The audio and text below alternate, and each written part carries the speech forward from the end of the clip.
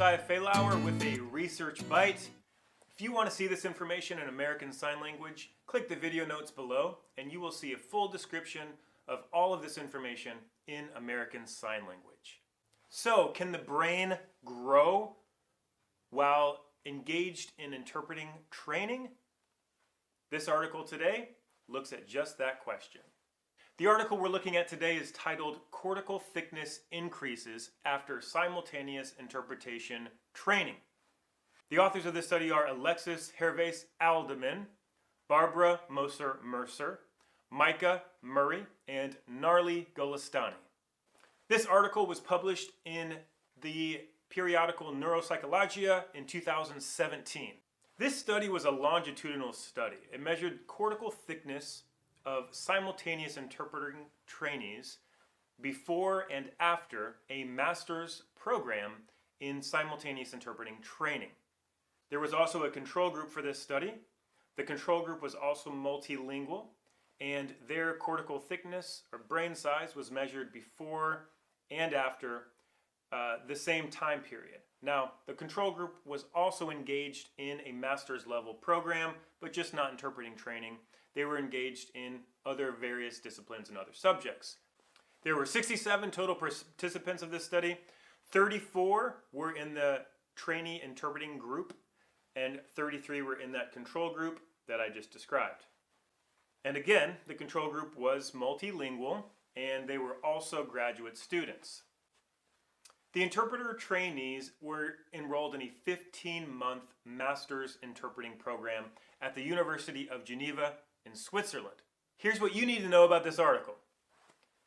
Now, in all cases that they measured for this study, there was an increase in cortical thickness over the 15-month duration, while during the same 15-month duration, there was a decrease in cortical thickness in the control group.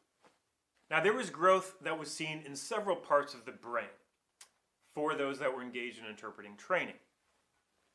There was one part of the brain that was particularly interesting that they found brain growth. That was the right angular gyrus. This is the part of the brain where we formulate propositional speech. Now, propositional speech is different than speech copy or repetition. Propositional speech has to engage the mental faculties of the subject. So, it requires somewhat of a creative element. Now, for years, interpreting scholarship has claimed that interpreters are engaged in a creative act as they are interpreting. That more has to be done than just copying language from one language and pasting it into another language. There's reformulation that happens as an interpreter works. Well, the brain growth in the right angular gyrus goes to support this notion that the interpreter's brain is engaged in this propositional speech act as they are interpreting.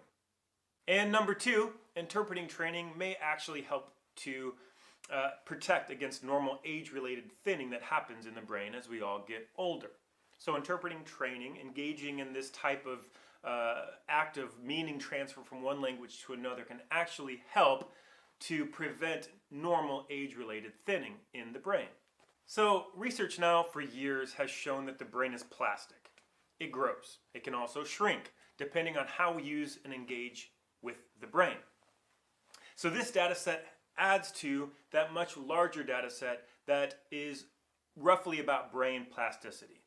So for those who are student interpreters or even working interpreters or considering training in interpreting, this study shows some very compelling evidence that the brain will grow if engaged in this type of activity. It's pretty cool.